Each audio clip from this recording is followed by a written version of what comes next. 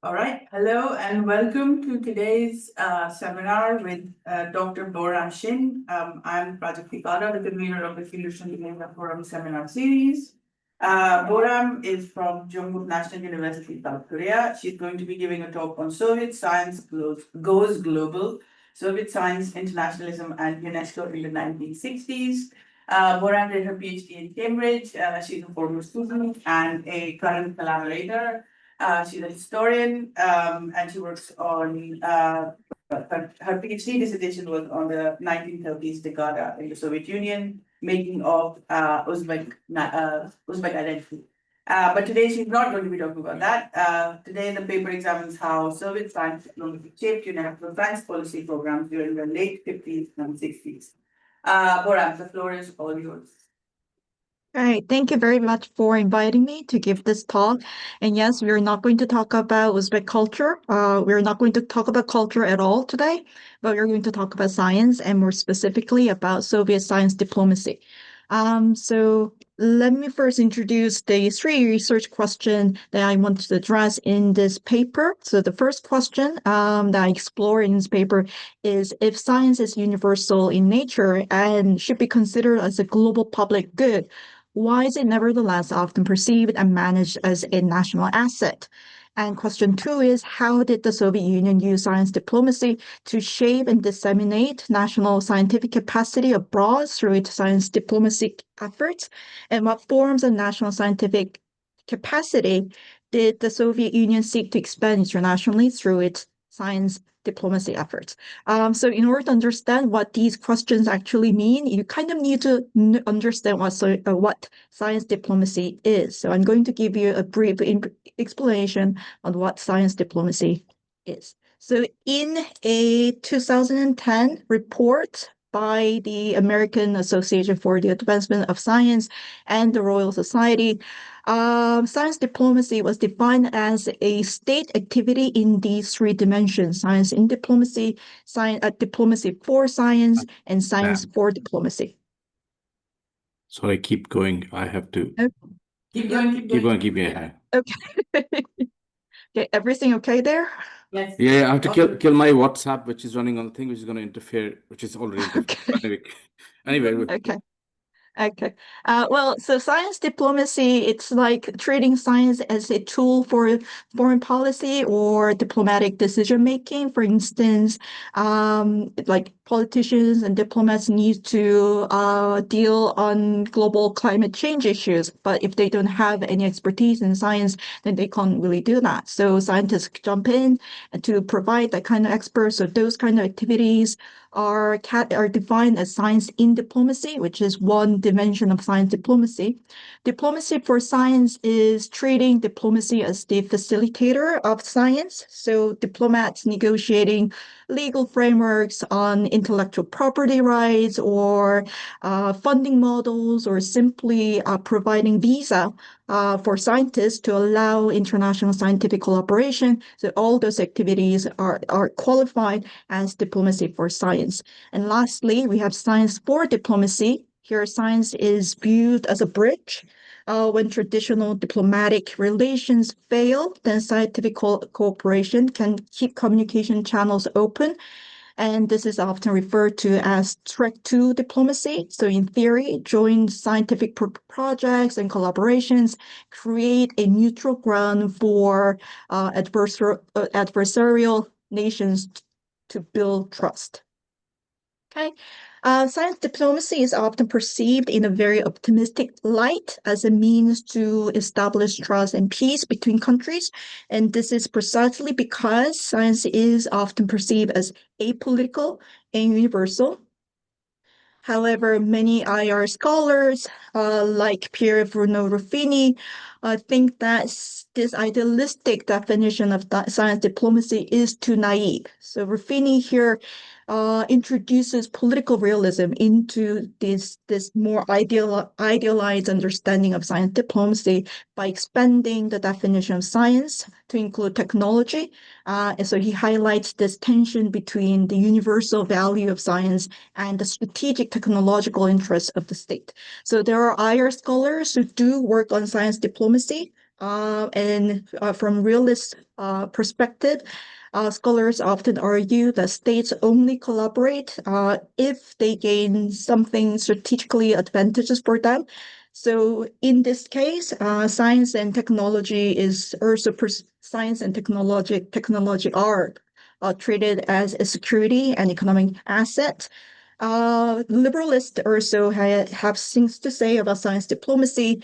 And according to liberalists, the culture of science, modern science, and the culture of democracy are linked together because they're both heirs to enlightenment.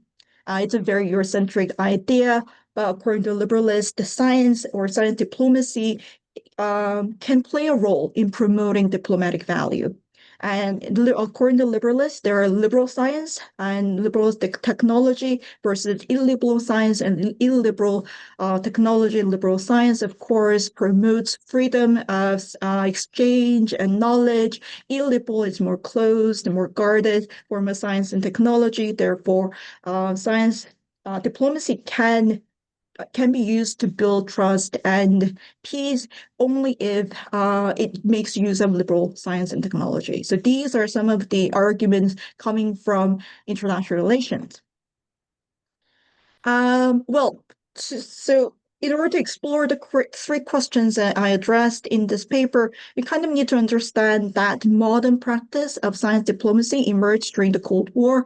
And once we get to discuss about the Cold War period, then you will kind of it will become more clear why the Irish school has different thoughts on science diplomacy. However, I want to kind of cover Eurasia first before we move on to the Cold War. And so the actual term science diplomacy is a recent invention. However, the practice of integrating science and knowledge with diplomacy has a longer history. And here are a few examples from Eurasia and during the Mongol period. So in the Mongol Empire, scientific exchange was a core component of statecraft and diplomacy. Project actually has written a brilliant paper on Mongol era science diplomacy in Eurasia, so I highly recommend you reading it if you're interested. But what she argues in the paper is that the Mongols viewed expertise and knowledge as a strategic resource. So the Mongol rulers systematically relocated intellectuals across the empire and moving, say, Persian astronomers to China or Chinese physicians to Persia. So what you see on the slides are a few examples of the Mongol era science diplomacy. I'm not quite sure which side is which on your slide, on your screen, but the map that you see here, it's the oldest surviving map in Korea, made in Korea. It was made in 1402 during the early period Joseon Dynasty, and it kind of serves as a visual record of Mongol era knowledge exchange. So you see, before this, Korean maps only had Korea and China because that was the extent of geographical knowledge they had before the Mongol period. But after the Mongol period, as you can see in this map, that the Chinese geographic data or knowledge has expanded due to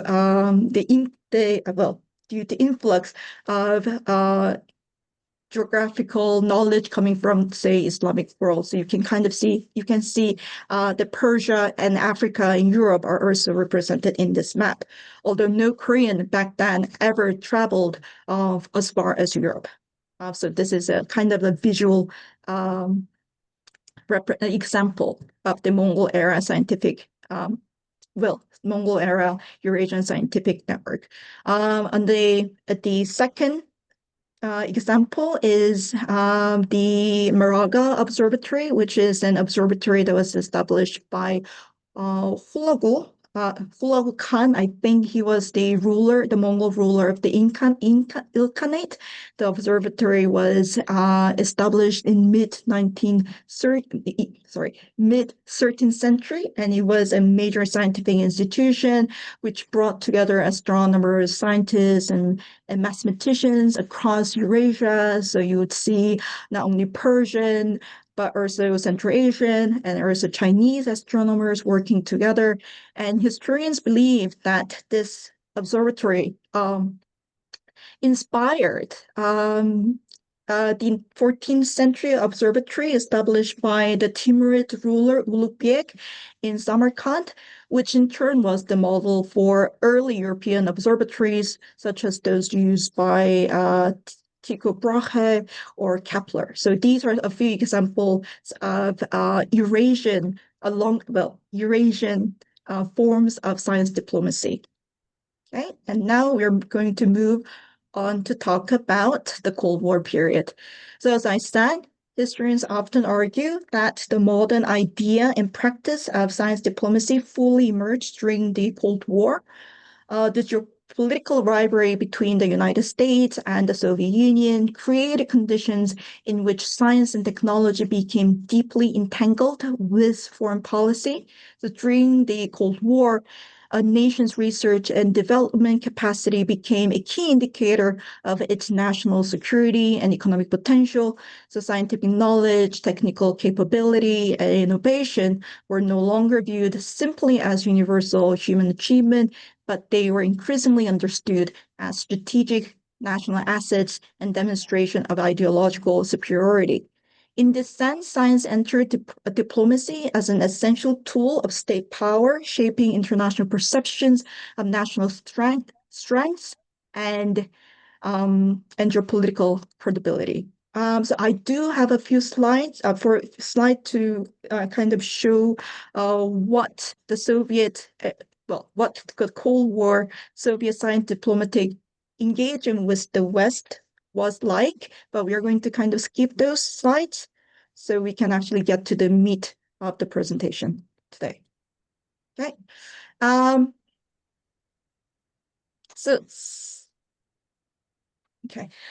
understand how the Cold War era shaped the practice of science diplomacy, we also must first consider the transformations that science itself underwent in the years following the Second World War. World War II dramatically expanded the role of science in military strategy as it was fought with technologies based on the most advanced scientific research of the time, notably the nuclear weapon, which made use of the most cutting-edge knowledge in physics. Recognizing the decisive impact of science and technology on national security, post-war governments began to develop comprehensive national strategies for scientific and technological advancement. At the same time, the rise of big science, which can be defined as large scale, large budget, centralized research infrastructure, and collaboration among experts across multiple disciplines, transformed scientific work from a largely individual or small group project into a major national enterprise. So this shift forged lasting institutional ties between scientific communities and the state, reshaping governance, purpose, and international role of science in the decades that followed. Okay. According to political scientist Marcia Finnemore, it was actually the UNESCO, or the United Nations Educational, Scientific, and Cultural Organization, that taught the states value and utility of science policy organizations. So established in 1945, UNESCO played a pivotal role in promoting the idea that governments should develop national institutions and policies dedicated to coordinating and planning scientific and technological activities. Finnemore notes that whereas only 14 countries had such state institution in 1955, the number had risen to 89 countries by 1975.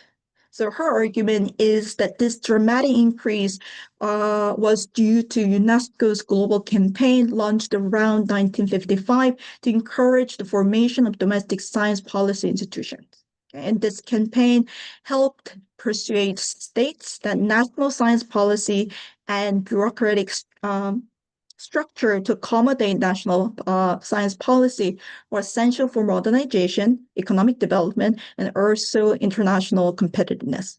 So UNESCO's effort does illustrate how international organizations can establish global norms. In this case, the norm that science and technology should be coordinated and managed through national R&D policy framework. The inclusion of the S in UNESCO was driven by a conviction that science is a universal public good capable of securing lasting world peace. Joseph Needham championed this view in his 1946 report to the Preparatory Commission. So this commission basically provided the structure for UNESCO. And I'm sure that you know who Joseph Needham was, but just to give you a brief information about him, he was a prominent British biologist, and he also served as the director of Sino-British Science Cooperation Office in Cambridge biologist, let's put it that way. Sorry? A prominent Cambridge Yes, biologist. Needham was a Cambridge biologist as well. Yes. And I think there is Needham Center near the Ellison building. So if you're interested in his work, then definitely just check it out. He was a prominent biologist, but he was also a prominent historian of science, more specifically a history of Chinese civilization and science. So here on the slide, you can see the multi-volume encyclopedic work on science and civilization in China, which he initiated and edited. Okay, so Needham, serving as one of the key members of the preparatory commission, stated that science was a tool of peace because, science can serve as a tool of peace through active international cooperation. That was his belief. So he argued that science was uniquely suited for this role for two reasons. First, the scientific community was essentially and traditionally international.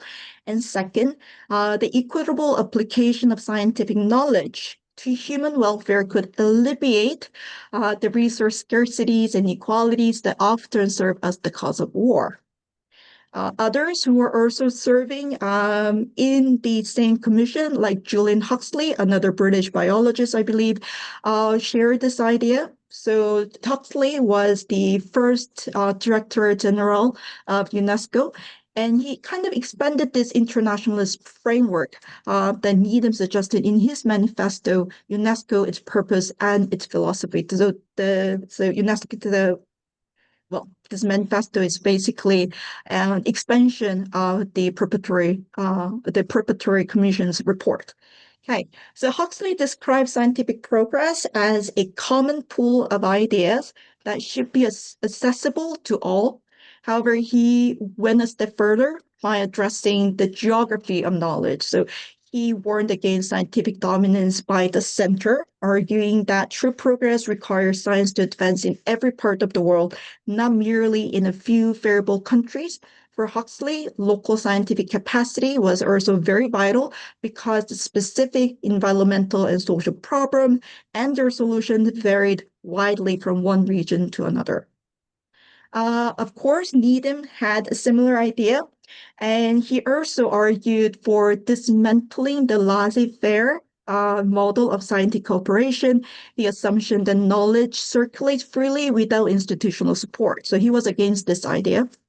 He characterized this non-interventionist approach as a parochial theory that failed to account for the realities outside the West.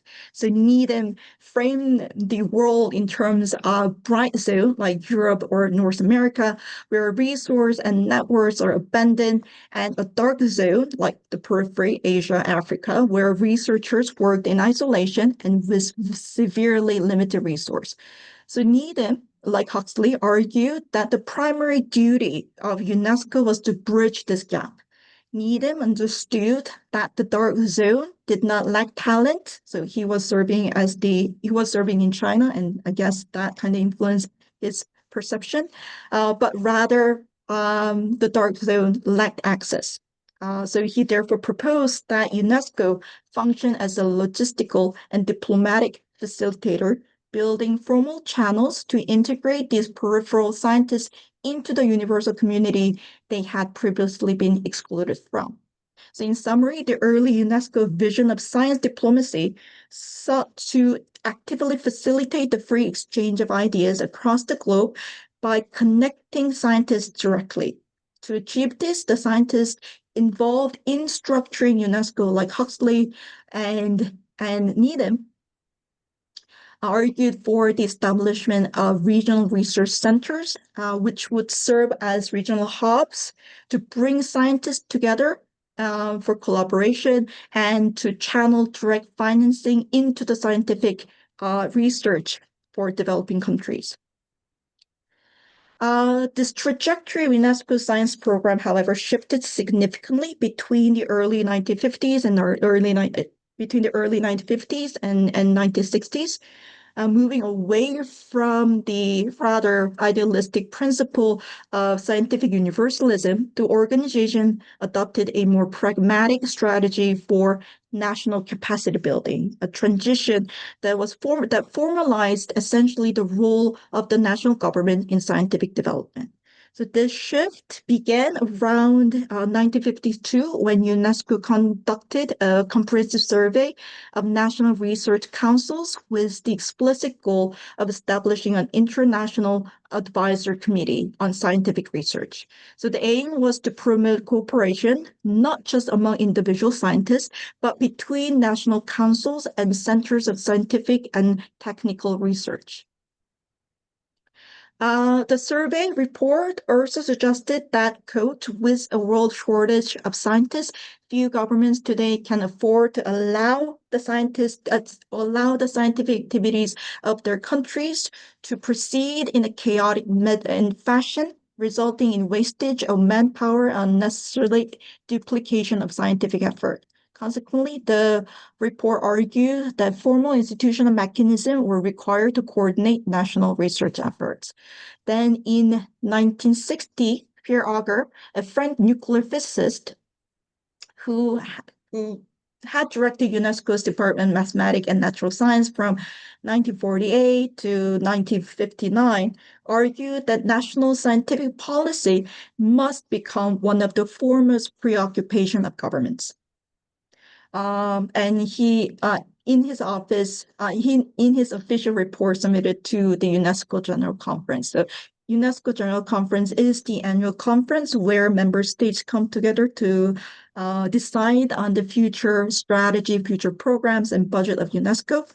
So Auger's report was delivered during 1960 UNESCO General Conference, and in the report he further emphasized that the state had a duty to ensure that the interaction between scientific research and economic and social progress operates smoothly to the advantage of both. So accordingly, the 1960 General Conference made the decisive shift in the organization's approach to science from internationalism or universalism to statism and nationalization of science. So what drove this change? Well, first, UNESCO operated on a limited budget. Therefore, the member state of the General Conference recommended that UNESCO concentrate on coordinating the pooling of international and national resources rather than directly financing research projects.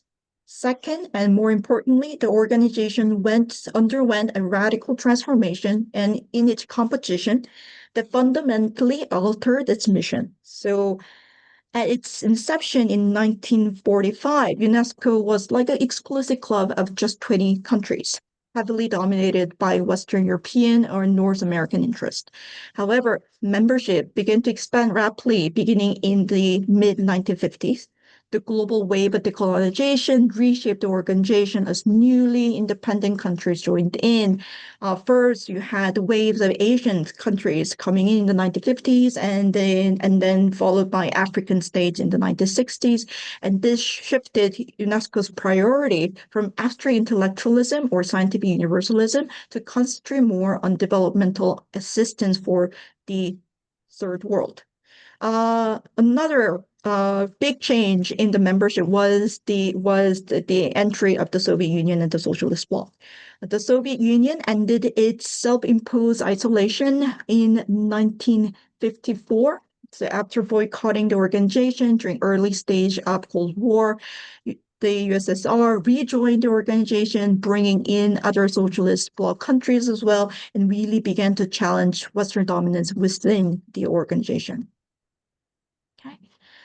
So the paper actually focuses on how Soviet science contributed in shaping UNESCO's contributed in this shift in shaping UNESCO's science program in from the late 1950s to late 1950s and 1960s. But in order to kind of understand that, we need to understand the context of Soviet diplomacy.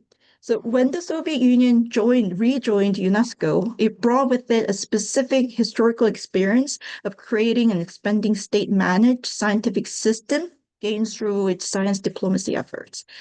Well, decades of science diplomacy effort, and Soviet science diplomacy evolved through roughly 4 phases. So first phase here in the red circle, the phase 1, which is domestic consolidation, not necessarily science diplomacy, but during this early period, the Soviet state implanted a unified scientific system across its own vast territory, and this involved creating a state-centric Academy of Sciences-led R&D system that linked research to industrial goals and ideological imperative with the socialist republics. And the second phase, which really began with the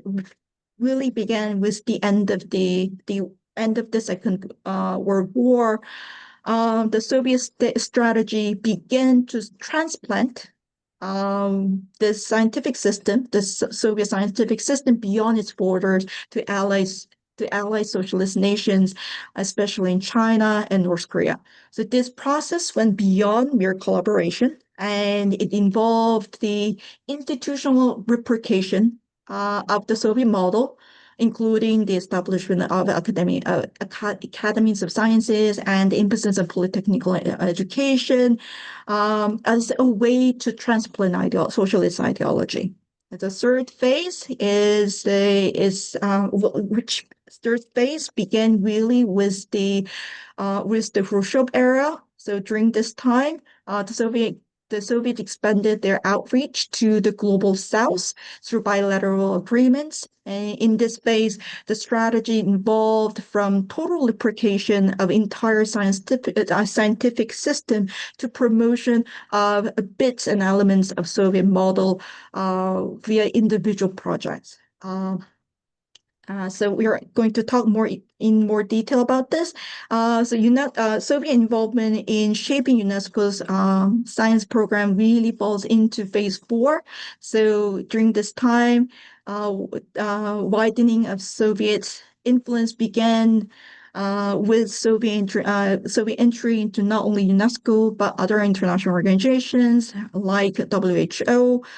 The strategy shifted from bilateral deals to multilateral influence by utilizing platform that provided by the international organizations. The Soviet Union sought to advocate for state-centric scientific policies globally, attempting to kind of normalize the Soviet approach as the standard for development on the world stage. So these were the 4 phases of Soviet science diplomacy.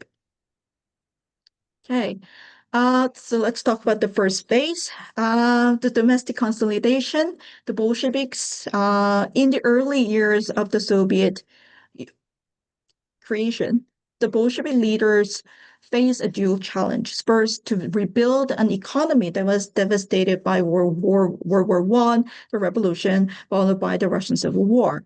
The second challenge was to construct a socialist society that should prove itself as the most scientifically sound and logical stage of the highest, well, logical and highest stage of human progress. Bolshevik leadership recognized that science was the indispensable tool for achieving these goals. However, the Bolsheviks inherited a vast empire with fragmented scientific infrastructure, ill-suited for a centralized planned economy. So to bridge this gap, the Soviets took the advice of the scientific community, who convinced the government to provide massive support for developing national R&D system and to recognize science as a distinct branch of civil service. So this strategy required both mass popularization and mass professionalization of science, implemented through the introduction of polytechnical education, whose goal was to build citizenry or to equip citizens with basic scientific knowledge and technical skills. The professionalization of science also resulted in a significant broadening of the demographic base, bringing unprecedented numbers of women, ethnic minorities, and people with working class background into scientific field. And Chokan actually has a wonderful paper written. Well, his dissertation explains the whole process in brilliant way. So I do also recommend you read Chokan's thesis, PhD thesis. Right. That's Chokan right there. Sorry? I'm just pointing out to people where Chokan is. Last name Laumulin. Yeah. Okay, sorry. Dr. Laumlin's PhD thesis explains the whole process. So if you're interested, then please, I do recommend you read his wonderful thesis. Okay. So in between 1930s and 1950s, Soviet state supported R&D system expanded across the Soviet Union, and you can kind of see the dates. So by the late 1950s, all republic had their own academies of sciences, and the republic academies and regional branches fulfilled a wide range of functions essential to the Soviet development project. And on the slide, you can actually read the different purposes they served. So I'm going to skip that part. Okay, and which brings us to the second phase of Soviet science diplomacy, where science really became a tool of diplomacy. The Soviet R&D system was successfully exported well beyond the Soviet border, beginning in the late 1940s, but more specifically after the end of World War II. The Soviet Union facilitated the transplantation of science system akin to its own to two young socialist nations in Asia, North Korea and China. So both nations were emerging as independent states, yet remained devastated by the legacies of colonization and civil war. So I'm going to talk more about North Korea because it documents historical materials for North Korea are in the language that I can read. So in this slide, you see a few examples of how the transplantation really happened. So the cooperation between North Korea and Soviet Union in science and technology really began from 1945 when both countries signed a cooperation agreement, and in 1947 the Soviets assisted North Korea in establishing the country's first national university, which is now known as Kim Il-sung University. The Soviet contribution was quite comprehensive. They provided academic textbooks, then laboratory equipment. They dispatched delegations of scientists to kind of demonstrate lab procedures and assist in curriculum designing. And simultaneously, a robust exchange program was initiated. So by 1957, actually, the number of North Korean students studying abroad in socialist countries reached approximately 4,300. It was the newly trained pool of Soviet newly trained pool of scientists and engineers, North Korea formally established its own Academy of Sciences, kind of modeled after the Soviet Academy of Sciences. This institution integrated North Korea into a vast network of Soviet-led scientific network that expanded across the Second World, the socialist bloc. The Soviet Academy of Science really acted as the scientific hub for the socialist bloc, hosting international conferences and coordinating joint efforts, including the Joint Institute for Nuclear Research, which brought together experts from 12 socialist countries, China, Poland, and North Korea. So basically, with the establishment of the North Korean Academy of Sciences, they could actually become a full member of this socialist scientific communities. That's the argument. You can also see that from this passage here, that the scientific transplantation was a process of ideological transplantation as well. So this is a passage from an article that was published on a North Korean science magazine in 1950, and you can kind of see how North Koreans viewed Soviet science. So in the text, the North Koreans, the article suggested that to have the opportunity to study Soviet science was a great honor. And the only socialist science was true science because it serves the people. And that, that Soviet science is really different or virtuous, morally superior, in contrast to the American science, which the author demonized as militarized and subservient to monopoly capitalists or war-hungry imperialists. So you can kind of see how with science came ideology, and also with science came Soviet geopolitical agenda into North Korea. Okay. So Soviet Union also was quite eager in showcasing its success in modernizing and building scientific institutions in its peripheries, like Central Asia, to developing nations. For example, this is a passage from a report delivered by a Kazakh delegation to the 1947 Asian Relations Conference. And here you can see that the Kazakh delegate was boasting the fact that before the revolution, there were no scientific research, no scientific institutions, but now with the aspects of the socialist government, Kazakhstan had hundreds of colleges and 26 affiliated research centers and its own academic sciences. So this was kind of promoted the idea of scientific advancement, or the scientific institutional building was promoted not only in the third world, but also in the second not only in the second world, but also in the third world. And which brings us to phase 3 of Soviet science diplomacy. So beginning under the Khrushchev leadership, the Soviet Union adopted a more pragmatic and opportunistic foreign policy aimed at newly independent nations in Asia and Africa. And this diplomatic shift was informed by the principle, simply put, that who is not against us is potentially with us, allowing Moscow to engage with a broad range of non-communist, anti-colonialist leaders like Nasser of Egypt or Nehru of India. The Soviet leadership recognized that the nationalistic aspirations of these decolonizing nations could be leveraged to advance Soviet geopolitical and economic objectives. So Soviet science diplomacy also was employed to win the hearts and minds of the decolonizing developing countries. And Soviet diplomacy also possessed a peculiar competitive edge over Western technological assistance, which was namely the Soviets' own history of rapid and planned industrial development.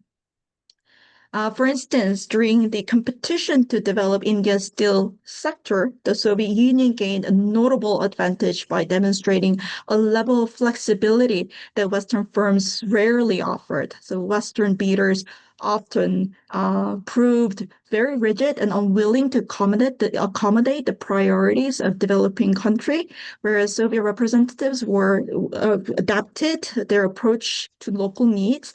For instance, in constructing the Bilai or Bokaro steel plants, the Soviets couldn't really provide the most advanced technology available at the time, like their Western competitors, because they themselves didn't really have such technology. But they offered what could be termed as appropriate technology, which fitted better to local needs and capacities and constraints.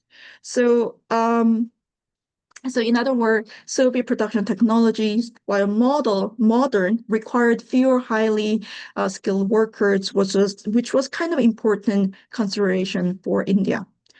Soviets also had more lenient attitude toward intellectual property, which enabled straightforward technology transfer. The Soviet engineers were willing to integrate Indian-made machinery or components to their design, and they actually provide the entire blueprint to their Indian counterparts.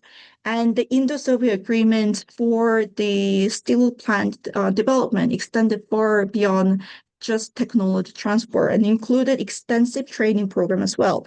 So in 1955, when the Bilai Agreement was first signed, around 241 Indian engineers were sent to the Soviet Union as a part of a broader initiative to train nearly 670 engineers and more than 6,000 skilled workers for India's emerging public steel industry sector. So this is an example of the third phase Soviet science diplomacy.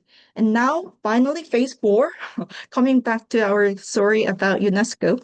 So in 1963, the UNESCO General Conference authorized its Director General to provide direct assistance to member states in establishment or improvement of science policy planning and research organization. And this mandate included sending advisory missions, conducting surveys of scientific and technological potential, and organizing training seminars. And this resolution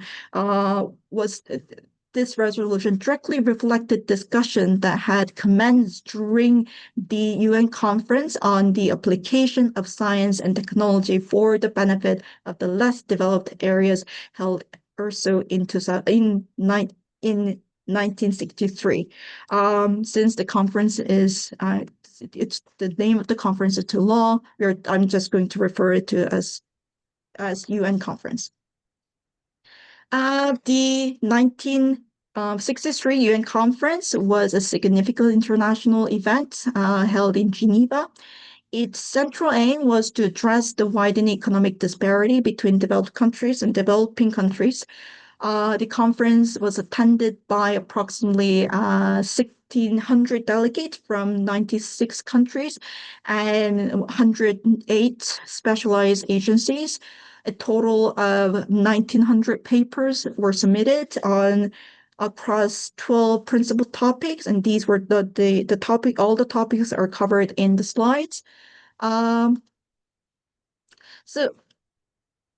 the central theme of the conference was the transfer of technology and development know-how from industrialized nations to developing industrializing nations. The debate centered around whether developing nations should buy technology or make their own technology. And as you can see from this passage, some propose that it's much better for developing countries to buy technology. Here is a passage from a paper delivered by Brackett, a British physicist at the conference. And here he suggests that, he cautioned developing countries against scientific fetishism stating that while many countries and governments act as if modern science is a magic wand that can instantly convert a poor country into a rich one, it is actually very expensive. Um, so in order to develop research and development capacity, developing countries will need to invest a lot. So in other words, developed countries like the UK or United States could afford to spend millions of dollars on R&D that didn't immediately pay off, but developing countries operating on a very narrow budget cannot really afford to pour money into very expensive pure science, natural science, or research and development unless they're 100% sure that they could actually execute the production stage to make tangible economic gain. So that was what he suggested. So prioritize using or buying known technology to solving immediate agricultural and industrial needs of developing countries. So he favored, so you can see this is kind of a position, so bracket kind of represented the position where technology, position that favored technology transfer because it bypasses the expensive R&D phase and jumps straight to production. The Soviets, of course, had a very different idea.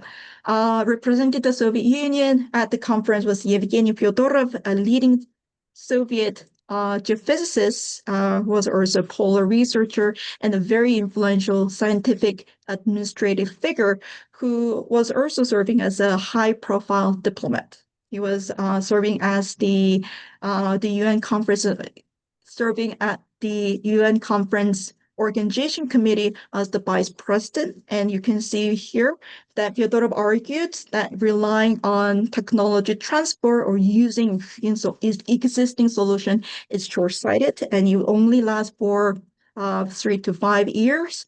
And he advocated for building indigenous scientific capacity. So Fyodorov pushed for like a long-term vision, long-term planning. So he says to 20-year horizon. He argued against developing nations only buying today's technology, which will become obsolete in a decade.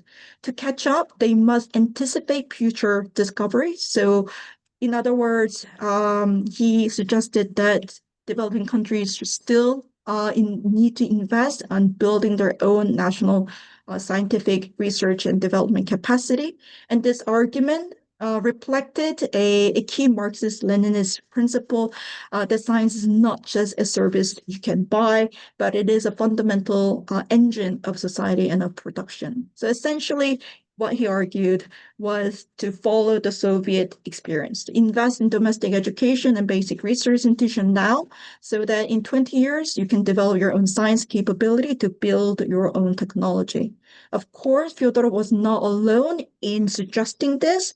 During the planning stage of the conference, there were also Soviet influence, and you remember the 12 key topics. So one of the key members in selecting different agendas for the UN conference was Viktor Kofta, who was a prominent Soviet social scientist and also a prominent Soviet science diplomat who then was serving as UNESCO Director of Natural Science. In his letter addressed to the UNESCO Deputy Director General, Rene Mahet, and this letter was forwarded to the Secretary General of the United Nations later. So in his letter, he suggested that the aim of the conference should be as follows. So he also advocated for the validity of the Soviet scientific development model here. So Kofta in the letter said intelligent planning in opposition to what he calls unorganized growth, a kind of a euphemistic criticism, Western market-driven capitalism where there is no central institution determining what research should be done for the national good. So here in the letter, he admits that yes, technology can be bought or borrowed or stolen, but and this will allow more rapid modernization in a very short period. However, if you just buy or borrow still technology without understanding the basic sciences that created it, you're forever dependent on the seller external actors who actually have that science. In addition, he criticized the idea of exporting students abroad to advanced countries because very often very good students from developed countries will never come back precisely because developing countries lack the absorptive capacity. There are no laboratories, there are no universities ready to employ them. If developing countries only buy technology, then they will never be able to accommodate the more brilliant minds who are trained abroad. So the letter does suggested that creating jobs and for highly trained scientists and engineers must happen alongside buying technology. So countries should create a pool of potential scientists, and scientific and technological education must begin not at the university level, but an earlier stage of education. And this kind of resonates the early Bolshevik idea of introducing polytechnical education into the Soviet education system. To conclude, the conference provided an opportunity for the Soviet Union whose accumulated historical experience in building state-planned science and technology system allowed it to exert its influence in shaping the global development agenda.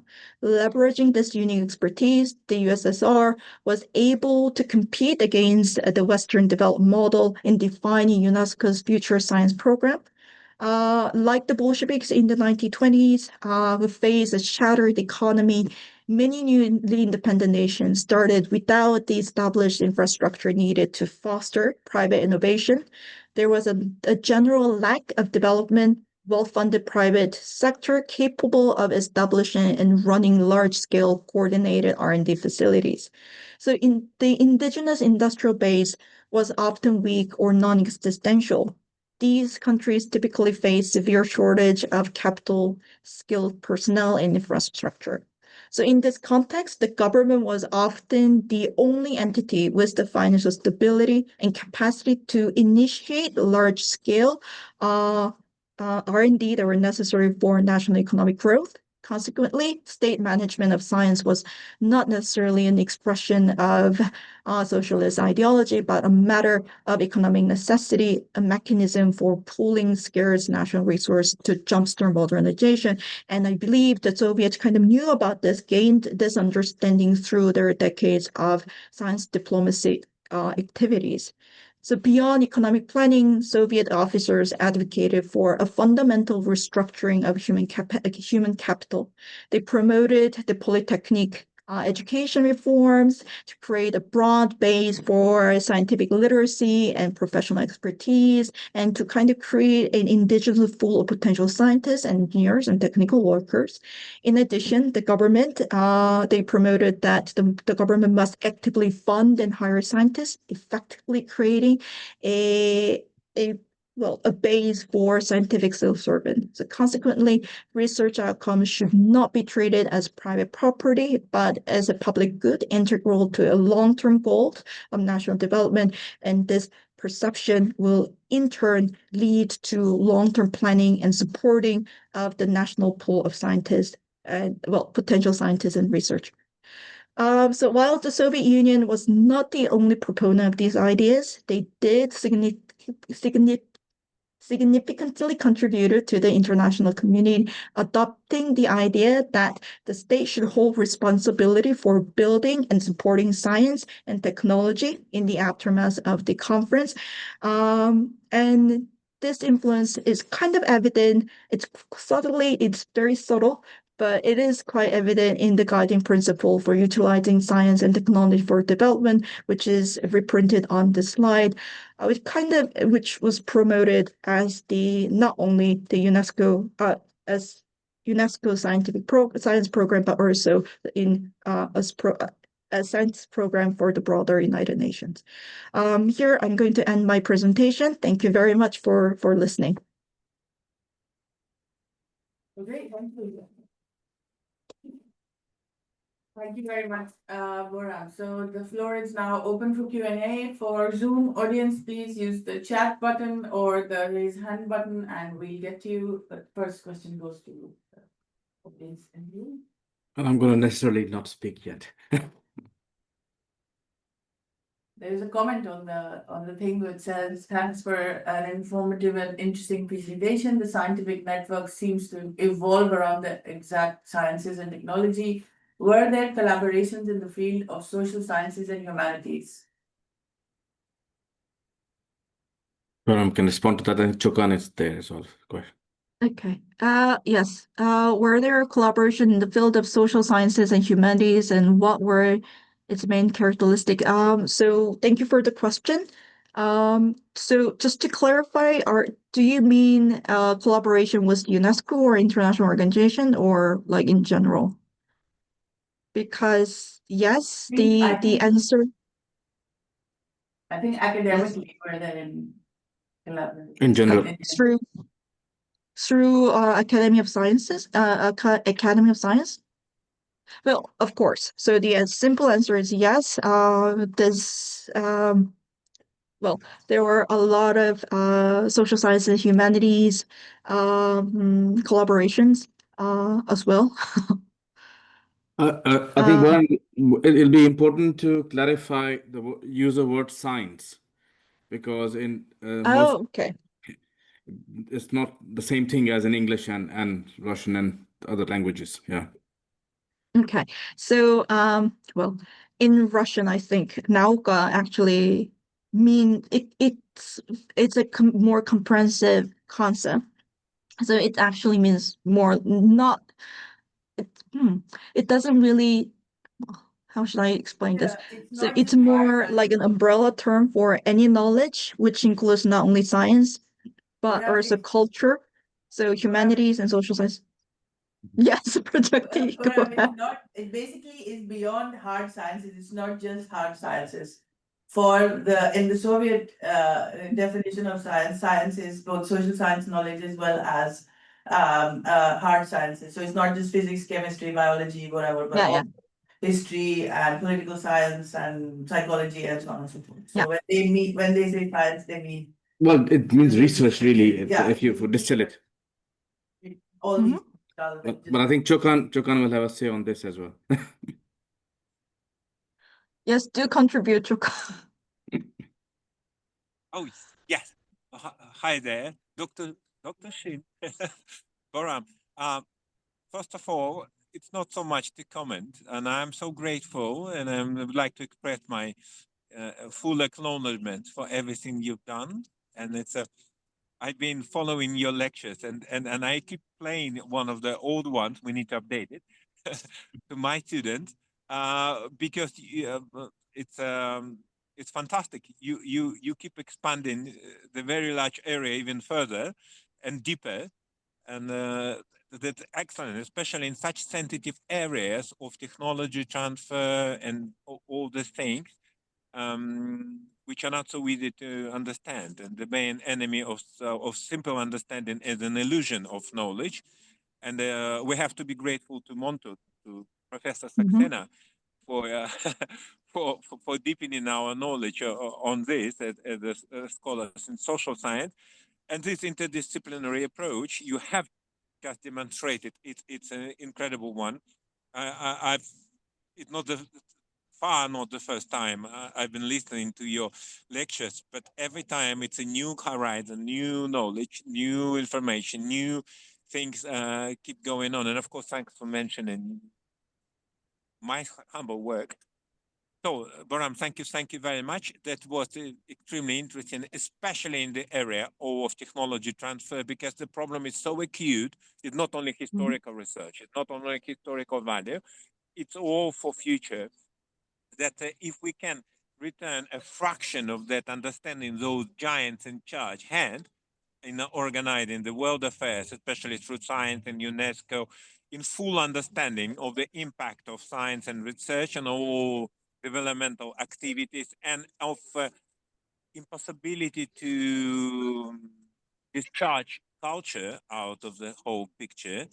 That's the things we have to all learn today in policy making, how to combine all these things which are so intangible but so important. Thank you very much again. Thank you, Chokan. Okay, Montu has a question. Well, yeah, much to discuss. Can you hear me? Because I'm on the side. Say- Yeah, go ahead. I can hear Yeah, you. I not can't see you. really well, but Okay. Yeah, so unless what I want to respond, I have some conceptual part we'll discuss later. I have some how to say, I want to discuss Blackett for a minute because I think he was Okay, so a bit misrepresented in I how uh, well again he was here. let me Go on. respond first. Yeah, go on. So Mm. okay, the question I missed the first part. The scientific network seem to evolve around exact sciences and technology. Well, academic as you well as you know, the academic sciences was like a house of as Prajakti and Chokan just mentioned. Thank you, Chokan, for your kind words. That Academy of Sciences was like an umbrella institution for research in all fields of knowledge production. Like it covered humanities, it covered social sciences, and it covered hard science, soft science, natural science, applied science, everything. So, when the Soviets say scientific network or science diplomacy, they didn't really use science diplomacy, but they did use like scientific network or scientific collaboration. It didn't really limit the scope to hard science, but it had a wider, very broad approach. So when the Soviets were creating Academy of Sciences, say in North Korea, the same thing happened. The the North Korean Academy of Science, although it was called Kwahagwon in Korean, strictly speaking, only dealing with science.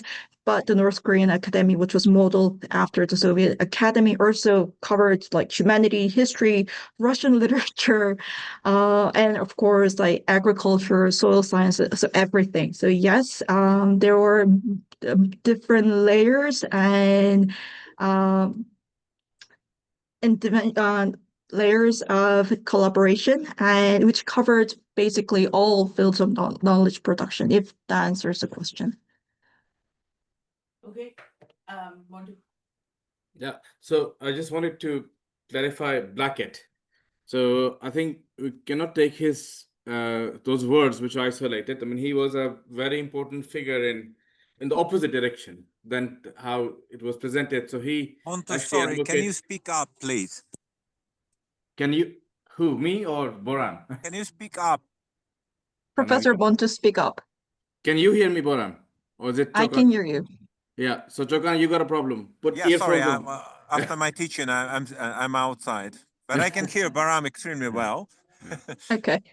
All right. Uh, Anyway, just quickly for the third time, Blackett was quite involved with opposite. So that statement is to be taken in the context of that he said what should be the initial steps that and it should not be used as a it should be used as a rational step-by-step process rather than a magic wand, that if you do science you won't just get rich. This is what he was saying, and he worked very closely with India particularly, in fact, and he in fact furthermore was accused of the opposite, of siding with the Leninist and Marxist views, yes. and he was investigated by MI5, especially being a Marxist, and blacklisted by Orwell as one of the people to be. So he was quite opposite in the spectrum of buy versus make, but he had his own logic. He kind of missed the Nobel Prize in physics. He was here in Cavendish, and then later in Manchester, and eventually in Imperial College. A very prominent scientist, and he worked very closely with India's defense system. Strangely, that's what got him into trouble. Because which was connected to the Soviets and so on and so on. So what I wanted to simply clarify his name, that it should not be taken as somebody who was opposing the idea of scientific development in the developing countries. Yeah. So just Well, clarify that for the minute. Yeah. I mean, just to add on that, I think so I did put his passage because it was very, well, how should I say? So during the conference, there were two different arguments on what the developing countries' government should focus on. Brackett, I know that his background, and he also, I think, at some point served as a scientific advisor to the British Labour Party, and he was also a very big proponent of like free technological transfer and free scientific exchange between developed countries and developing countries. However, I brought this passage because, well, yes, it is slightly taken out of context, but most of the scientists and more policymaker who are involved in organizing this conference were well, they argued that technology transfer or buying technology was the more sensible, more sound option because many of them also saw that pure science would be too expensive for developing countries to build, and yeah, so that's why I put bracket. But as Professor Monto said, yes, I mean. It's kind of misrepresented in the presentation, but I also wanted to clarify that, it was not a No, there are those two answer. schools. I totally agree, but I'm not sure Blackett belongs to that school. I mean, some of the there are very hardcore groups still today. They advocate that, especially those within engineering and economic circles. So you have a very different approach from Dutch Business School versus Cavendish Labs. How do you do this? Just within the university. Yeah. Anyway, yeah. Johan, did you want to quickly say something, or did you just forget to raise your hand? You may have just forget it. Okay. Questions, comments, thoughts? No? Okay. Can I just? Yeah, please, go ahead, please. I mean, I'm a political scientist. And should have nothing to You got it, you got say. Scientist Yeah. in inverted commas, okay? It's Soviet style. Yeah, and then actually it took a while for me to understand science means different Yes. in Russia, because whenever I travel to Russia, I used to hear this word scientific, scientific. Then I understood. A Russian colleague of mine explained that what it means absolutely completely different. I don't know because I'm not a scientist, nobody's perfect. And I mean, as I said, what interests me is that how can I formulate, because it's a bit difficult in the presence of distinguished scientists, but what I'm interested in the link between ideology and technology or science even, all the technological innovation, not all that, let's not exaggerate, most of them come from military, isn't it? That when you think about No, it's not. We disagree. We'll explain later. Not disagree. We'll explain that is a myth. But anyway, Okay, good. yeah. Yeah, I would like to know that then, because anyway, this is what I kind of maybe more anecdotal rather than scientific, what I'm saying. Is that what is if you compare the Cold War, I mean, there has been scientific paradigm shifts, haven't there? Like even, from Newtonian to Einsteinian, and today we talk about quantum uncertainty, all that stuff. And then there's the technology is much more diffused, if you like, if it is the correct word, than when you compare with the Cold War period, industrial, today is much more diffused. But at the same time, it's highly polarized, I think, that could you possibly, I don't know your background specifically, just forgive me, but explain the difference. Are there any big differences between for instance, I just realized that there was a lot of cooperation during the Cold War.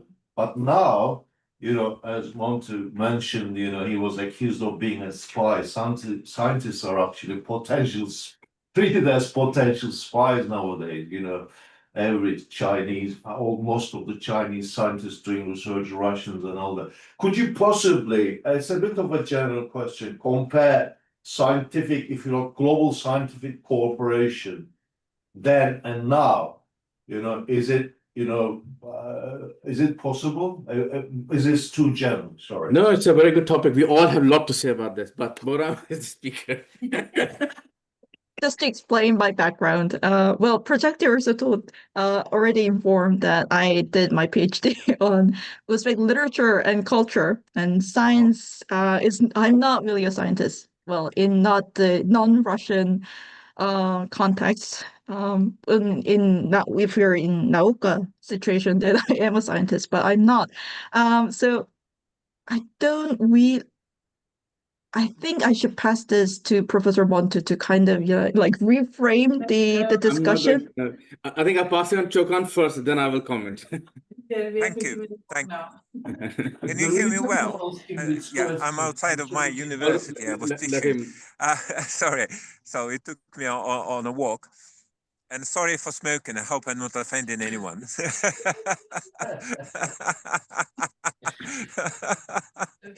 Go on. Question, Boram, it's a question the same, referring to the usage of the term science. Because in my experience, when I was looking through the primary documentation, especially from the Tsarist Russia and so on, I could clearly see that it was the same using of science as it now in the Western European languages. Oh.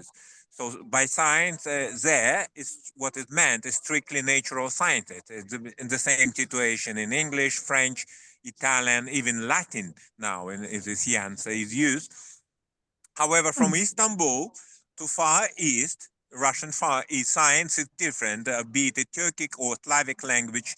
It's any kind of research, but it became so in Russian more on the change of the century of the 19th and 20th and became more consolidated, but not articulated clearly. You can see it after looking through the document, became consolidated when under Stalin, the social scientists were included institutionally into the Academy of Sciences, and it became like one word. We keep using it now. But my question to you, how is the situation with the Far Eastern languages? It's your native Korean, and if you may know, in Japanese and Chinese, Mandarin, for instance. Thank you. Well, so thank you for the very interesting observation. Well, I didn't actually know that during the SARS period that science, nauka actually only meant hard science or had a similar meaning to the Western word of science. But then again, like the idea of social sciences really emerged during the Cold War period. So the idea that society should also be studied in a scientific way, and yeah, that was also that kind of the idea also emerged in the 1960s, 1970s, I believe. But in Korean or in Eastern culture, science means more practical knowledge that you can actually apply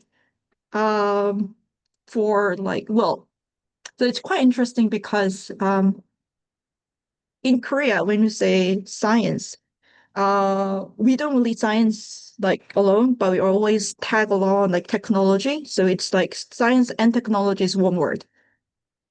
So in our culture, at least in Korea, What is science it? What is it? Say it. needs to have.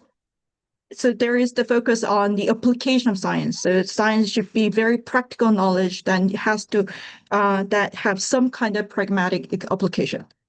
It's not simple. So what's the Korean How word? interesting. 과학기술. Say it again. 과학기술. Can you write it in the chat? Can you write it in the chat? Okay. In English, in Latin transcription, please. Did you want to say something? I wanted to add something, but Why don't you add and then I'll say here. well, I mean, I was just looking at this. So they have UKRI and China have just come out with a joint statement from the 11th UK and China Joint Committee meeting on science cooperation.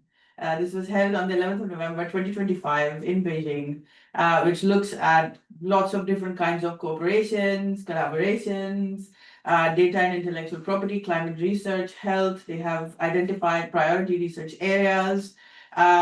which is very similar to what was going on in the Cold War period as well. There has always been, and Montu, I'm sure will reiterate this, there has always been collaboration in the academic sense, including being acknowledged by the government between any warring parties or people who don't like each other or whatever, because that's how science operates. Yeah. Can I just say Yeah, one please. thing before you, because I'm really interested in your answer, I know, I don't. I'm sure. No, but the thing is, when you mentioned in the beginning, you sort of realist approach, liberalist approach and everything, I think you haven't really elaborated on the socialist approach because science belongs to humanity, right? Yes, but the Soviet stuff is the socialist approach. Absolutely. So, And then, you know, in realist one, the science belongs to the nation, national security issue. And liberalism is actually a bit more. so IR doesn't have a socialist school of IR. We do. It should. It should. Because I think all of Soviet IR is basically socialist IR, but we don't actually have a label for it. Maybe that's we teach Yeah. social. Maybe that's what we should write about. That's the next paper that Yeah, that's what, I mean, Yes. Montu, Well- actually, yeah, I'm, So so, no, we'll Sorry, yeah, Boram. let Boram respond. Well, I think during the Cold War, just to add on to that, there was the Soviets didn't really have the idea that socialist science is different from capitalist science, but what they had was that the purpose of science was different in under socialism and under capitalism.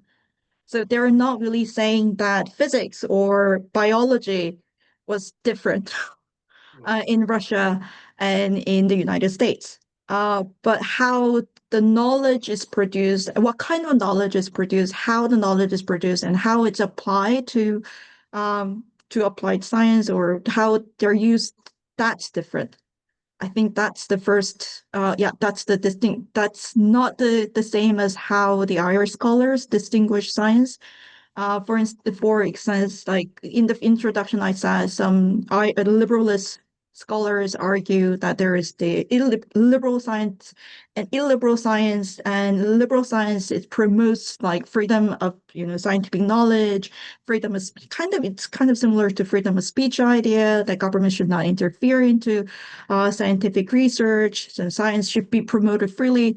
However, there are historians who argue the idea of freedom of science or scientific freedom, that is also an invention of the Cold War. That it was a part of American diplomacy to portray this dichotomy between free science promoted under capitalism and illiberal, government-controlled or, I don't know, authoritarian science. And so that was also a part of American program. So yeah, I guess the actual content of science wasn't really that different, and that's why science is still universal. And since scientists work on the actual content of science, which is universal and apolitical, that collaboration between scientists were possible. But once science the purpose or usage of science is interpreted, or when science becomes politicized as a tool for diplomacy, then I guess that there is the tension and there is the different interpretation by IR scholars, if that makes sense. yes. Okay, Montu was gonna say something and then I'll come to you. Yes. No, that like Okay. I'll come back. I did, so it's fine. If you want to fly on, yeah, finish. You might not get to. Yeah, no, so there are several things. I mean, more generally speaking, first, just to comment on what Chokan said. So you have Boram evidence, right? So Tsarist Academy of Sciences or the one in Germany or whatever else, they were all technical sciences. There was no Academy of Sciences which was not actually, arts. So Academy of Arts, Academy of Literature would be different. And the Academy of Sciences will only be hard sciences, and this only appears post, as we all discussed, at a particular time period. That's one thing. The second point I wanted to make was this in some sense the state-centric science discussion, right? So the way it gets presented and also how you did it is kind of stating the obvious in one science which needs to be stated, but it needs the other part as well. The science is state-centric whenever it is. It's never not state-centric because it's not a commercial endeavor. It doesn't give you business returns instantly. So it's science, whether it's however you call it. So it doesn't matter how far back in history you go, back to the Greek or Chinese or Indian civilization, it was always a state or benefactor of some variety which was promoting science. It wasn't, and the institutions were thus related in that sense. So that is something we need to kind of always even overemphasize, because it creates a dichotomy that socialists had state-centric science and centrally managed versus the others don't, and that is just not the case. Has never been the case. I'm not sure it may not remain so, but that's an important kind of a nuance I wanted to bring in. I think your point has already been made in many ways, but it's just anecdotally, we have many very interesting examples. Again, one was detailed in Chokan's thesis, as well about case of Peter Kapitsa. So here we have an academic scientist who is working he's a crossover from Tsarist to the Soviet side, and he comes up here in Cambridge, and then he ends up getting a Nobel Prize in physics, but he is moving during that period, early period, moving between. So when socialism in Soviet Union is being constructed, the interaction, both industrial, i.e. purchasing of technology from the West versus scientific collaboration between the global whatever powers or scientific powers is continuing. So the story is quite romantic in the sense that academic Yoffe convinces Lenin against Stalin's argument to be able to take a delegation to Paris, London, and Berlin. And in fact, this again, the language comes in, is very interesting. Kapitsa is attached to the thing because he could speak English. In this, something is unsaid. What is unsaid is that they did not need anyone to speak German and French. So the English was a niche language that scientists need.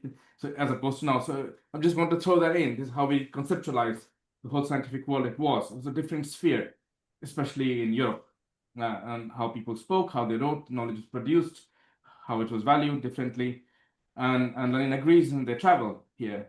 So after his travel, Kapitsa eventually finds a way to work here, builds the model laboratory. So where the Miyasu, the Mongolian and Asia Studies unit is, bit of anthropology. That's where he built with a grant from Royal Society. What is again behind is continuously people from Soviet Union, including Belarusians, Ukrainians, and others were coming and going. People from here were going there. David Schoenberg being the famous one. If you pick up the book on superconductivity, which is the Nobel Prize this year, one of the Nobel Prizes, that topic is written in 1938, sitting in Institute of Physical Problems in Moscow, published by Cambridge University Press with David's address being Trinity College. So those are physical evidence rather than opinions of that, how collaboration, exchange of knowledge was quite a common thing. Of course, there were problems. There were problems. People will be held back. They'll be interrogated. Both sides, all sides, another thing, and that which is same as today. We will not get through. Some things happen. People from the global south cannot get visas to come to a conference in Cambridge, right? And slowly now we have pushback from India, from China, from other countries to regulate that process. So there are patterns which specific politics of the era, dictates or affects. But overall, history shows the scientists have found a way to continue to collaborate, and that becomes particularly interesting to analyze from the point you made. So the discussion we have, and whether it's Boram or Chokan, are looking at how the defense side always comes up forward. So defense highlights the science and its utility much more clearly. And so people start to believe it's the origin of things. And so it does motivate. It does motivate certain innovation. But for innovation to happen at the time of war, science has to be done tens of years ago, if not hundreds of years ago. So science is a reservoir, which is a separate entity on the side, which is informing technological development. And how it's utilized and formulated, that may happen Innovation may happen more during the war, perhaps, or through the military means. It doesn't mean the science necessarily happens, but it does highlight the value of science in those moments, and then you find the support for it, but it gets narrowed down. So I'll leave this long discussion with one example or two. So when innovation happens too fast after science, and it's after effects. So nuclear was one, and another one slightly different is the development of a petrol engine. Yeah. So these innovations forced technology to not adopt science anymore, because that's why we have uranium is the main nuclear fuel one. When we have a periodic table of whole lanthanides, right? So as scientists, we can tell you a lot more, but nobody's listening because we go back first. So amount of capex investment to build nuclear or say petrol engine that exists as industrial capital doesn't want to change. So they are not receptive to science. So industrialization actually is not always promoting science. It actually prevents science from entering because it goes against the business case. It's too disruptive. It comes up with a new thing every day. So that's where the political side comes in. So political side is to be analyzed separately in different political contexts. Somewhere public has a say, somewhere public doesn't have a say, and that's where the institutions like Academy of Sciences become the mitigator, the continuous institution which allow for these things to progress.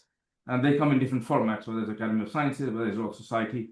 So there are different ways of there's no single answer to it. It's that you have to look at the time, you have to look at other conditions that are happening. Like today, today I cannot put in my cryostat a magnetic sample I get from Russia. It's forbidden. I'm about to explain. Yeah. So cryostat is something that Kapitsa developed. It's a thing how you measure, you cool down material and look at its properties. And so but today a sample cannot be used from that part of the world. However, during time of Kapitsa and Stalin in 1930s, David Schoenberg was sitting there in Moscow writing a book on superconductivity, and Kapitsa was coming here and going. So take it or leave it. So are we restricted more now or then? But your fundamental point is correct, that it does affect. The politics does affect how things work, but how does it affect is quite unclear. Okay, please. So, I mean, just as a first point before my actual question, so like with, at least in the Soviet context, we're talking about Wissenschaft, the concept of knowledge craft from Marx. So I think that kind of tells it. As an archaeologist myself, I'm familiar with Soviet archaeology and some of the innovations it had in terms of focusing on the dialectical approach and materialism when compared to other archaeologists in the West in the 1920s. So specifically Gustav Kosina. I don't know how much anyone knows about him, but he really developed this idea of diffusionism and material culture being linked to specific extant ethnicities. So a lot of his archaeology was eventually co-opted in the 1930s. I mean, he wanted it to be used in this end. The argument that places like Poland were once Germanic, and allowing this idea of Grossdeutschland, where Soviet archaeologists, in their refusal because of the ethnic composition of the state, to really identify this is Kazakh or this is something else, were able to overcome that and almost have a view that is in the 1920s more contemporary of how we practice archaeology today. Is there other examples in other areas of science, using the inclusive term of humanities as well, that we see that happening with Soviet science that you've encountered, or Well, so I can think about direct opposite of that actually. Well, not direct opposite, but like in the 1930s when the Soviets were creating the national republics, and with the creation of national republics, that the Soviets had to also kind of create national identities as well. But in Central Asia, for instance, yes, there were Uzbeks and there were Kazakhs, there were Kyrgyz, but they themselves didn't really call themselves, because Kazakhs or Kyrgyz or Tajiks. In Uzbekistan, for instance, a lot of people just identify themselves as Sards. And then the Soviets had to kind of recreate what it was to be Uzbek. And then later, the archaeologists and historians who were like discovering different artifacts, they try to kind of classify different like architectural findings to attach to different nationalities, and then they kind of couldn't do that. So what they come up with was the idea that yes, there were always Uzbeks, and these archaeological findings and history belong to Uzbek nation. However, they were not really called Uzbeks, and there was this idea of this nationality constantly evolving through interaction with other people. So it's kind of similar to what you just said, that I guess it's also the question of how you label different, different culture and different finding. But yeah, I guess it's not really opposite, but it's kind of similar to what you just mentioned. So it was example was from archaeology, but also from like broader history. So yeah, if that answers your question. And Yeah, Ayub, and then Chokan, so Ayub first. No, I just have no. Yeah. Can Yeah, Can thank you I? so much for your. Chokan, we have one in the room still. Yeah. so can I ask my question? Not questions. Not yet. We have another speaker Okay. question first. Okay. I'm lowering my hand. It wasn't that essential. Okay. Go on. Yeah, thank you for your presentation. It was terrific. I just wanted to ask, can you bring instances when science was considered to be national asset? I'm just referring to the idea like scientist defectors, like, or brain drain, which I think it was a thing during the Soviet Union when like scientists would get like this knowledge and go outside of it. So isn't it an example of non-universalistic approach in the Soviet Union? I don't know if I expressed my idea clear.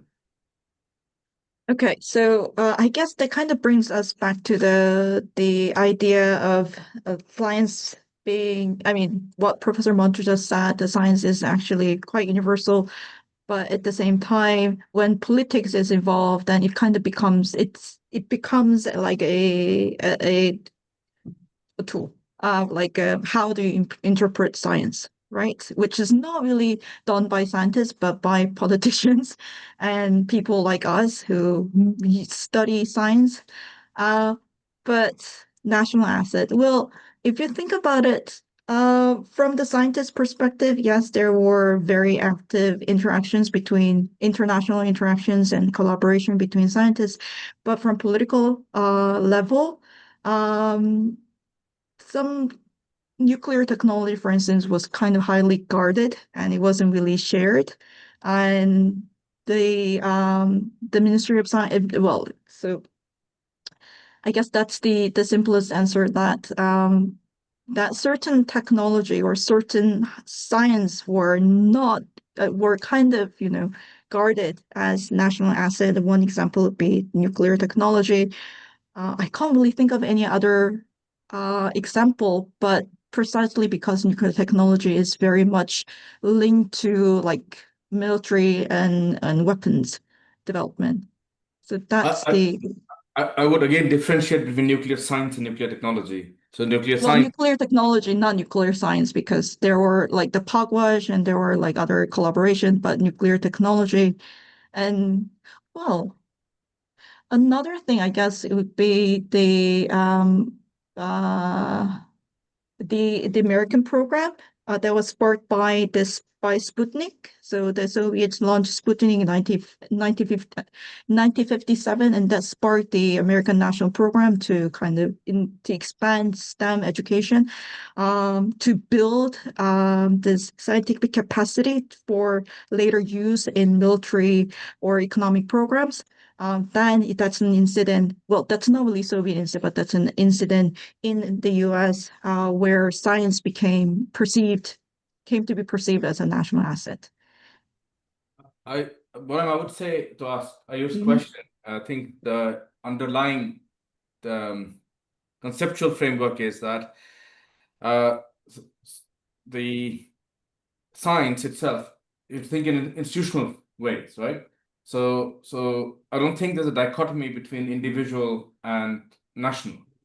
So when it comes to it sharing with another country or another system, then it needs a national framework to do it, because it needs resources to which an individual scientist cannot act. I mean, they can talk to 5 people or 20 people kind of thing, but they cannot go and build a factory, right? So that's or even a university or even a मैं academic तुम्हें sciences. भेजूं नाम So template की नहीं बात के लिए type करने में गलती नहीं होगी मैंने टाइप किया मैं भेज देता हूँ yes.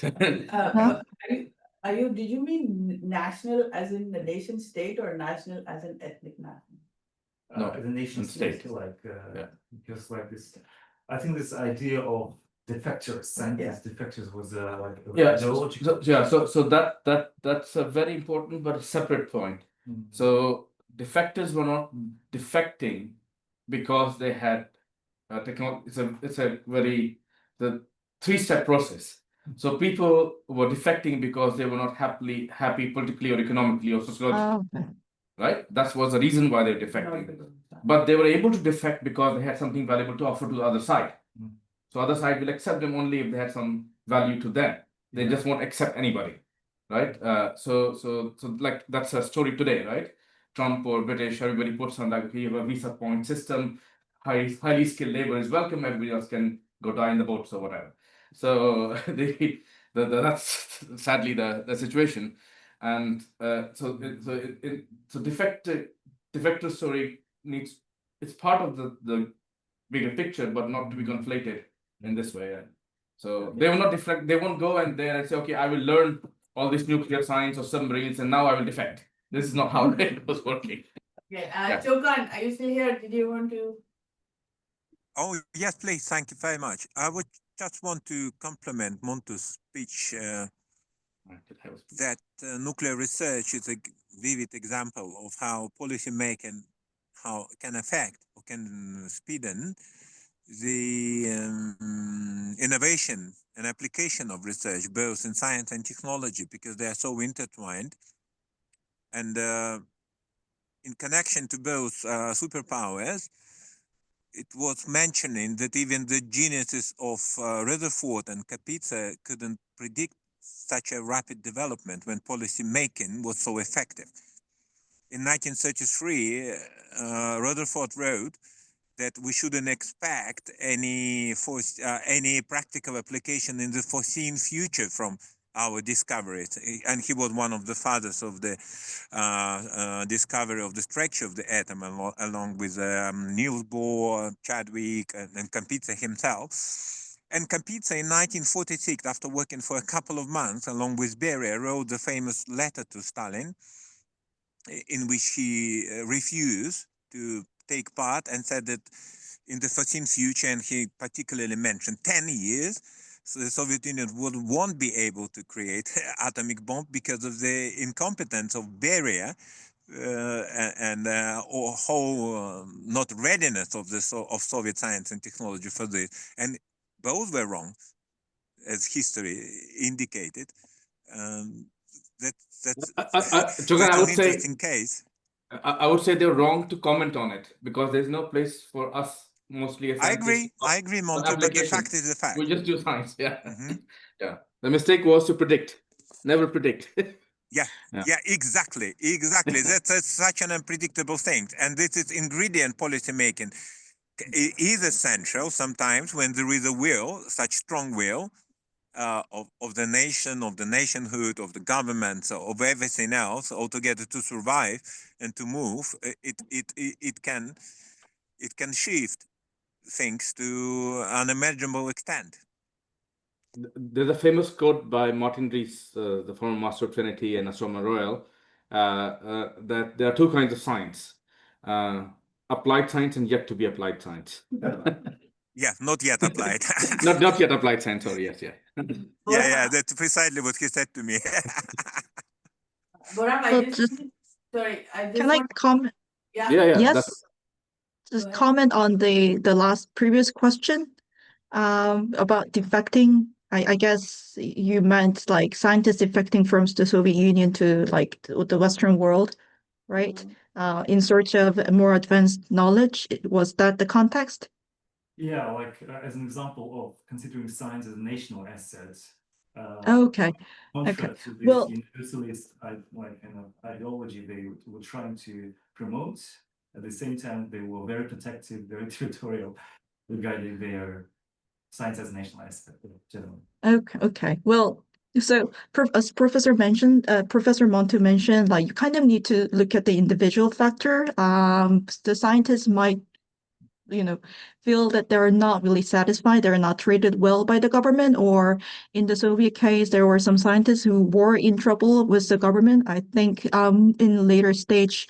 But I kind of want to mention another like defection, because it's not only the Soviet scientists going to the West, but you also need to think about, I mean, when we talk about the national capacity or national scientists as national assets, the important point that the presentation made was the fact that that you need to have some kind of scientific base, indigenous scientific base in developing countries, so they will not lose their scientific potential.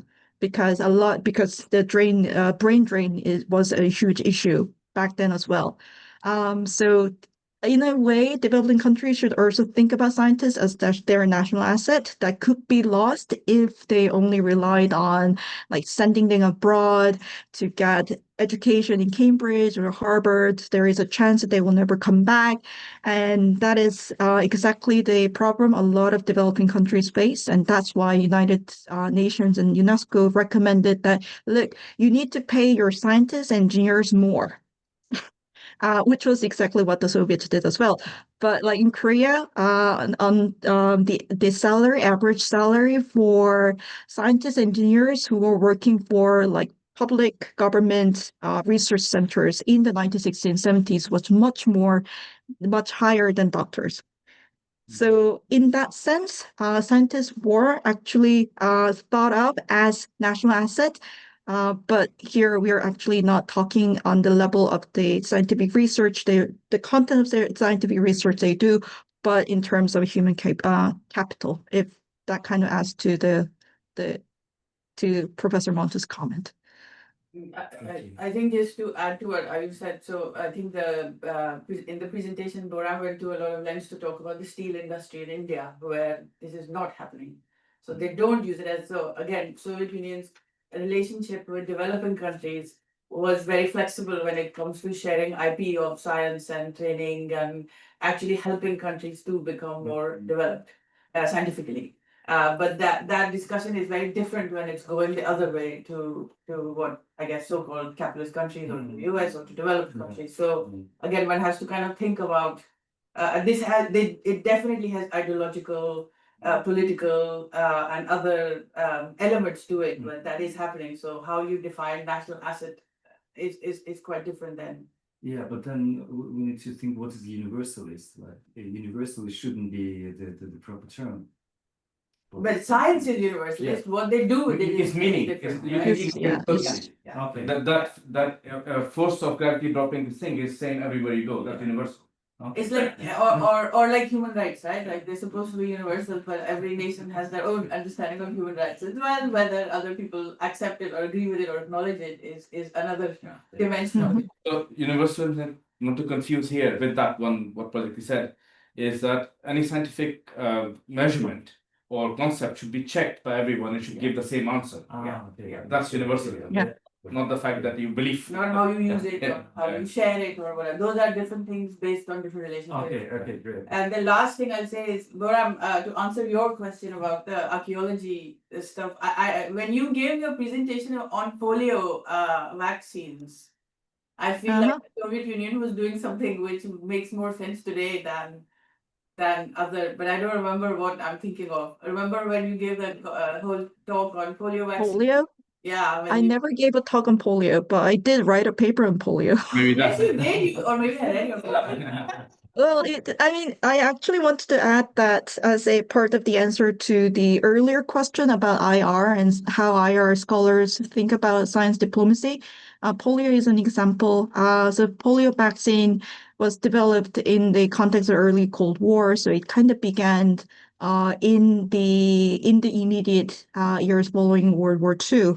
And the idea is that there were two American doctors who were working on polio vaccine. One was the alive vaccine, and the other was dead vaccine, or that's just to simplify. And the Albert Sabin, who was actually working on live vaccine, accidentally met with a Soviet virologist. And they began to kind of collaborate together, and they would actually exchange virus strain samples. And this will be mailed from the US to the Soviet Union. So when we talk about like ideology and science, and this partnership is very strange. And in fact, the Soviet Union during the Stalin's period would invite American doctors and virologists to study, to visit Soviet Union, give their papers, and they would also send Soviet doctors and virologists to America to learn from their research, and they would have a personal relationship. And what's interesting is both the trips and visits were all reported, and they were all kind of followed up by CIA and the foreign ministry, the Soviet foreign ministry as well. And they actually encouraged these visits and exchange because they kind of knew that they needed to know what the other side is doing, what kind of science or technology they had. So there was this diplomatic, or not diplomatic, I guess, more foreign policy objective to it as well, to kind of encourage scientists to meet and collaborate together. So that's another dimension to the Cold War science diplomacy story, that the governments were actually purposefully encouraging, or secretly, because they were not really, they didn't really openly said that we encourage Soviet scientists and American scientists to meet to talk about polio, but that was also a dimension that government was actually actively encouraging and facilitating such exchange, not for science's purpose, but for the national defense or economic purpose. In this case, to eradicate polio, which was causing a lot of problem both in the Soviet Union and the United States. Okay. Is that what you want to? That's what I Yeah, want to let's say. leave it at that. That's fine. Well, that's No. not what you wanted. That's not the story. I wanted to say two things. First is for you, Boram, maybe it'd be useful in future to include another case study, which might this being in a from an editorial perspective rather than in Bhilai and Bokaro plant story is kind of well known, yet not known. It's not, people don't really understand or they think it's important unless you're in the field. But the fact that the Soviets built the Trombay nuclear reactor in India is going to be much bigger splash. Like this is so all discussion is around the fact that they're hiding all nuclear technology. In fact, they're going around to this country where everything is kind of loose at the time. Like there are very little security controls, people can penetrate, people do whatever, but they build this thing right there, like and so that's an important showcasing your logic into that. I think it's very difficult to find documents. Completely. We can find you as many documents you want. Ramakant, where are you? I mean, if you can tell me where I can find the documents, yes, of course, I will replace the case study. The second thing slightly different is the going back to our topic of defection and so on. So the narrativization of defection and how it's used as a political narrative and to create a particular outcome is also important. So we talk about, I mean, Cambridge is famous for the other way around, right? not the Soviets coming here, but people going here from Soviet Union. That's one thing, but the less talked about is the Carl Fuchs and his wife, who were very well-known physicists and were in the US of European origin, but in American system, and they were found to be spying for the Soviets, and they were executed. They were executed by the Americans for spying of the so-called nuclear secrets and so on. It's not clear what the story was, but that the fact that it's happening from all sides is important, and if you dig into that story, there is how it's read now rather than how it was then, is that Soviets must be not as advanced as the Americans in the nuclear thing. They needed spies to improve the quality of what they did. So this is how it's read today. Yeah. So it changes how you do that. At the time, it was probably a very real thing. They were afraid their secrets are going out, and they had their own competition going on. The Cold War, nuclear threat was imminent, and they acted in the way they thought appropriate then. But today, how we did it is very different. So these are the things we need to kind of always dredge up. Always, we forget it goes out. So Kim Philby, etc., are famous from here. There's another story, but I'll stop. Okay, Boram, did you want to say any last words, or would you like to go to bed since it's 10 p.m.? Oh, yeah, it is quite late for me here, so I choose to go to bed. Thank you very much for all the discussion. It was my great pleasure to present my talk and get your feedback and questions. Thank you very much. Thank you, you. Boram.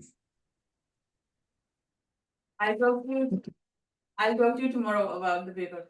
Okay, then I will. Thank you, Sue. Bye. Have a great day.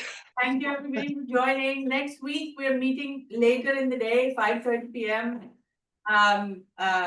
This is going to be an event at Wilson College on Please come. 12:30. Please come. You're welcome. And there will be you should get my email. So yeah. There will be also another event actually related to science to do with a Kazakh physicist and his legacy, 100 years of his on 12th. 12th of December. Yeah. But Those are in person. That's an in-person event. So come to Cambridge on 12th. follow me on LinkedIn or Facebook or something like that, and you have all this. Thank you for coming. Bye-bye. Bye. For organizing.